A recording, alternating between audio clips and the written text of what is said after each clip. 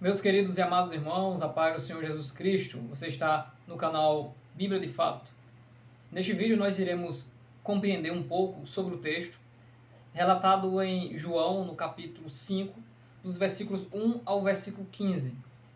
Nesse episódio em que havia uma festa na cidade de Jerusalém, Jesus, como um judeu obediente, que foi circuncidado, que sempre estava nas festas, no Bar Mitzvah, o filho do mandamento, Jesus estava lá, e até os seus pais esqueceram ele lá. Sempre o Senhor estava em Jerusalém para as festas, sempre vindo do seu jeito e no seu tempo. Até os seus irmãos, no capítulo 7 do Evangelho de João, entendiam que Jesus queria que a sua palavra fosse ouvida por todos, e por isso disse: se tu quer ser famoso, vai a Jerusalém. E ele disse: para vocês todo o tempo é tempo, mas ainda não é o meu tempo. E ele desceu de forma oculta, porque a forma revelada para todos como Cristo seria quando ele entrasse naquele cortejo em que todos estavam com palmas e com vestes sobre o chão, montados sobre um jumentinho, cumprindo a profecia no dia exato. Porque tudo que é feito por Jesus é feito no tempo certo e na hora certa. Nesse dia de grande festa em que Jerusalém se multiplica 5 vezes o número de habitantes, os de cultura grega, os helênicos, os judeus de cultura grega, vinham e superlotavam a cidade de Jerusalém. Só que próximo a uma das portas de Jerusalém, a chamada a Porta das Ovelhas ou a Porta do Gado, havia um tanque chamado de Betesda, que podemos traduzir como tanque ou casa de misericórdia. Lá era direcionado ou iam várias pessoas que tinham necessidades físicas. O texto diz que estavam lá cegos, coxos e paralíticos. E eles tinham uma esperança, eles estavam esperando o movimento das águas. Porque em certo tempo o anjo descia do céu e agitava a água, e o primeiro que ali descesse na água seria sarado de qualquer enfermidade. O texto deixa bem claro e nos traz grandes ensinamentos que havia um homem que já havia 38 anos, que estava paralítico naquele local, e ele não tinha a sua cura, porque quando a água era agitada, por causa da sua paralisia, ele não conseguia chegar no tanque a tempo. Então sempre outro se jogava primeiro do que ele. Só que a diferença daquela ocasião foi que Jesus apareceu lá na casa de misericórdia, no tanque de Betesda. Esse tanque, tradicionalmente, é reconhecido como o tanque onde se lavavam os animais, as ovelhas, os cordeiros, para serem sacrificados no templo, para expiação e para adoração ao Deus Todo-Poderoso. Então nós temos um tanque, que depois do tanque tem uma porta que dá acesso ao lado do templo, para que os animais sejam levados ao altar dos holocaustos e sejam oferecidos como um sacrifício ao Deus Todo-Poderoso. O texto vai nos ensinar que Jesus sabia o estado daquele homem e o tempo que ele estava ali. O Cristo que conhece o coração e o entendimento e a expectativa de cada um. Ao se aproximar do homem, Jesus diz: queres ficar são? E ele revela qual é a sua expectativa no seu contexto de vida e na sua condição de vida. A expectativa daquele homem era: eu não tenho ninguém que quando a água é agitada me leve no tanque, mas vai um outro e desce antes de mim. Isso significa que ele está simplesmente dizendo para aquele rabino, para aquele homem que ele não conhece, porque se ele conhecesse que aquele era Jesus, ele glorificava a Deus, porque saberia que naquele momento iria ser curado. Então ele externa a sua expectativa de alguém que não ainda conhece Jesus. Ele diz: a minha vitória está no tanque, mas não há ninguém que me leve até lá. E Jesus simplesmente, sendo o eu sou o que sou, aquele que tem a palavra que não retorna sem resultado, ele disse: levanta-te, toma a tua cama e anda. Esse texto ele revela para nós um processo não só de salvação, de milagre, mas também de sabedoria para andar com Deus e para anunciar a sua palavra. O texto nos revela 5 coisas impressionantes. A primeira é que Jesus disse para o homem: levanta-te. A primeira é que Jesus quer aquele homem de pé. É que a autoridade do nome de Jesus e a intenção do Senhor é que os homens estejam de pé na sua presença, libertos, livres e salvos. Em ocasiões com Daniel ou Ezequiel, o Espírito de Deus aparecia para eles em visão, colocava eles de pé e dizia: põe-te em pé e falarei contigo. Quando o ser humano se arrepende dos seus pecados, Deus o traz, o regenera, o declara justo e o traz para junto de si e o coloca de pé, recebendo o selo do Espírito Santo, recebendo a morada do Altíssimo e, consequentemente, o batismo do Espírito Santo e a sabedoria para ter uma vida diante de Deus. Depois que o homem ficou de pé, não pela sua força, porque o Senhor diz: fique de pé, ou seja, levanta-te, mas ele não levantou pela sua força, ele levantou porque Jesus disse. O poder da palavra transformadora colocou o homem de pé. Então levanta-te, e ele ficou de pé. Só que não ficou por aí. Jesus começou a pedir mais coisas para ele. Jesus disse: toma a tua cama, ou seja, pega a tua cama, leva a tua cama. E o que seria a cama? Nós podemos interpretar que a cama seria toda a força ou tudo aquilo que tenta nos conduzir para baixo, ou nos manter no chão, nos manter prostrado.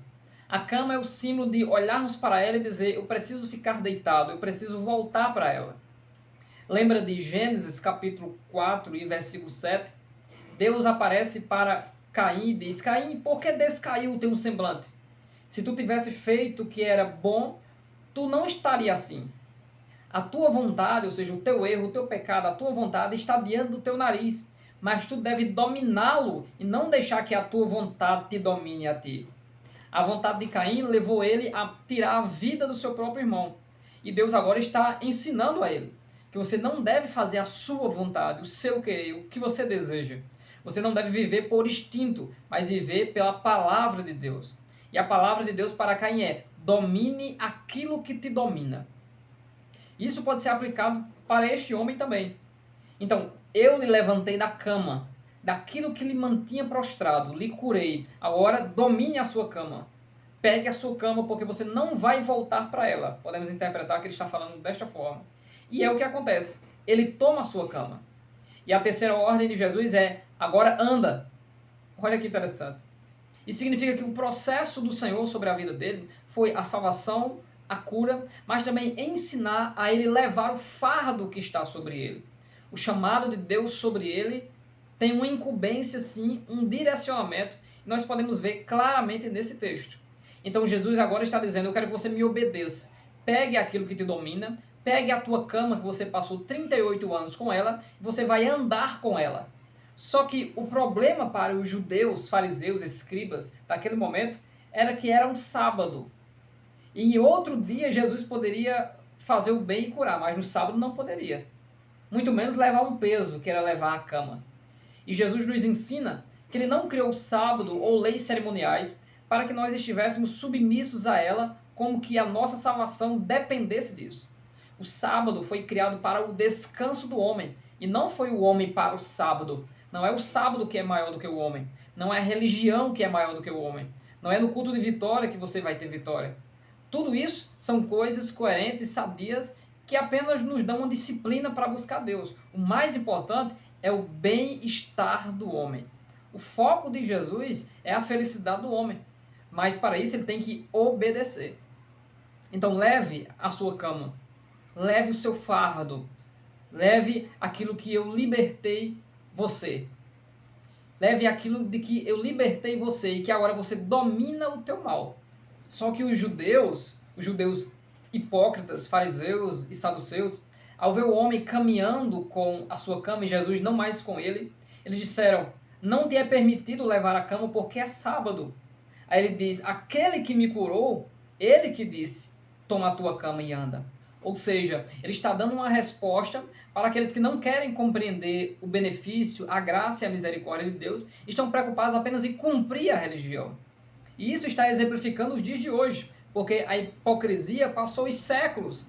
E nós estamos vivendo um momento em que a religião se moldou à vida cotidiana do ser humano e ele esqueceu do amor, da misericórdia, da graça de Deus, da prática da palavra, e o seu ânimo é apenas em cumprir a religião. Ele estará feliz, mas muitas vezes estará sem Jesus Cristo na sua vida. Então a resposta do homem é: ele que me curou. Ou seja, eu estive há 38 anos aqui. e vocês sempre presentes no templo que é do lado aí, e vocês nunca vieram aqui me curar. Mas esse homem, que eu não conheço quem é, ele disse, pega a tua cama e anda, e eu peguei e andei. E os judeus perguntaram a ele, quem é o homem que disse, toma a tua cama e anda? Só que ele não conhecia Jesus, por isso que ele não pôde dizer quem foi o homem que lhe curara. O interessante do clímax desse texto é que após ele ser curado, após ele ser censurado pelos judeus e insistir que andaria e caminharia porque o homem que lhe curou disse isso, ao invés dele ir para casa, dele sair pela porta e ir em busca da sua família, ele entra no templo. O texto faz questão de dizer que ele entra no templo. O versículo 14 diz, depois Jesus o encontrou no templo e disse, eis que já estás são, não peques mais, para que não te suceda alguma coisa pior. A doutrina de Jesus é completa. Primeiramente, ele conheceu Jesus porque ele entrou no templo. A importância de buscarmos a palavra. Templo é símbolo de palavra. Salmo 73. O salmista quase se desviou por olhar a prosperidade do ímpio. Mas ele diz, até que entrei na casa do Senhor. Aí eu entendi. Casa do Senhor é símbolo de comunhão. Comunhão com os irmãos, comunhão com a palavra, conhecimento. Então, quando ele entra no templo, quem ele acha lá? O Verbo encarnado, Jesus Cristo. E Jesus Cristo dá a doutrina a ele e diz, você já está curado. Você já está livre do seu mal. Agora, se você pecar, vai lhe suceder coisa pior. Então, não peques mais, para que não te suceda alguma coisa pior. Porque aquele que retorna para o mundo, aquele que retorna para o lamaçal ou para o vômito, a situação dele se torna pior, porque os demônios chamam outros, ou seja, a destruição é mais intensificada, para que não haja a possibilidade de haver a salvação sobre esta vida que presenciou esse ato miraculoso sobre a sua vida. E o resultado de tudo isso é o último versículo do texto, João 5,15, que diz, e aquele homem foi e anunciou aos judeus que Jesus era o que o curara. O processo de Jesus Cristo na vida deste homem foi o impacto da presença de Jesus, a sua expectativa de milagre, que não tinha ninguém, a ordem de Jesus para ele se levantar, e ele se levantou, a ordem de Jesus para ele dominar a sua cama, e ele dominou, a ordem de Jesus para ele caminhar com a sua cama, e ele caminhou, a perseverança dele em dizer, aquele que me curou, ou seja, se ele me curou, eu vou levar a minha cama, porque ele tem autoridade para isso. E depois, conhecer quem é Jesus no templo, adquirir conhecimento de Deus, buscar as Sagradas Escrituras, e depois de ele conhecer a Deus e conhecer as Sagradas Escrituras, o que é que aconteceu? Ele se transformou em um pregador do Evangelho. E o centro da sua mensagem, quem era? Jesus Cristo. Ele anunciou aos judeus, não apenas que ele estava curado, ele anunciou aos judeus quem foi que lhe curou. Então agora, o ex-paralítico de Betesda é um pregador. E a principal mensagem dele é, Jesus Cristo me colocou de pé. Jesus Cristo me fez dominar aquilo que me dominava. Jesus Cristo me deu perseverança diante dos acusadores e daqueles que não querem o meu bem. Jesus Cristo me deu conhecimento de quem é Ele. E Jesus Cristo me deu ousadia para pregar sobre o Verbo encarnado, sobre o Cordeiro de Deus, que entrou no tanque onde os cordeiros eram lavados, mas entrou para me dar vitória, para me dar salvação e para realizar o maior milagre da minha vida. Esse texto, meus irmãos, ele é glorioso. Esse texto ele é profundo e com certeza tem muito mais coisa do que esse resumo que eu trago para os irmãos nesse momento. Mas eu quero que você, juntamente comigo, se alegre em saber que por mais que a desesperança venha surgir na nossa vida, Jesus Cristo chega na hora certa, no momento certo. E além de fazer o milagre, ele esclarece porque tudo isso aconteceu e qual é o propósito principal, que nós venhamos externar ou aspergir a misericórdia de Deus que aconteceu na casa de misericórdia, no tanque de Betesda. Que Deus abençoe grandemente a sua vida, em nome de Jesus. Esse texto também está sendo estudado na lição da Escola Bíblica Dominical dos Jovens, na lição de número 6, o terceiro sinal, o paralítico de Betesda. Se você ainda não é inscrito no canal Bíblia de Fato, faça isso nesse momento com o sino para que você sempre receba os nossos vídeos. Se você desejar contribuir conosco, para que nós sempre possamos estar aqui, logo aí abaixo está Seja Membro. E você pode ser um amigo de fato, um irmão de fato, ou família de fato, e contribuir também com o nosso canal. Deus abençoe a todos, deixando o seu like, é muito importante, e que o nome de Jesus seja glorificado na sua vida.